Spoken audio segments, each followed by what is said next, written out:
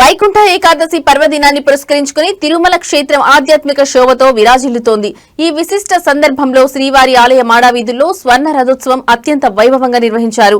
శ్రీదేవి భూదేవి సమేత మలయప్ప స్వామివారు బంగారు రథంపై అధిరోహించి భక్తులకు దర్శనమిచ్చారు. గోవింద నామస్మరణల మధ్య మాడావీధుల్లో సాగిన ఈ ఊరేగింపులో వేలాది మంది భక్తులు పాల్గొని స్వామివారిని దర్శించుకుని తరించారు. రథంపై విహరిస్తున్న స్వామివారి దివ్యమంగళ స్వరూపాన్ని చూసి భక్తులు పులకించిపోయారు.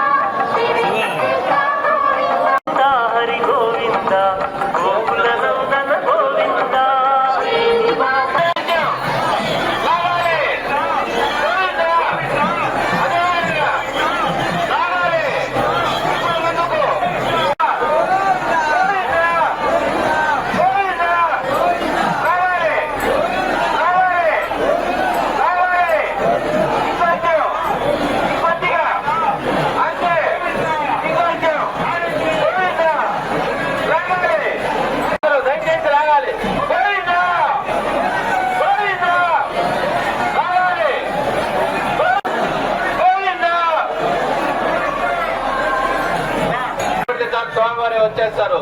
ఒక్కసారిగా భక్తులందరూ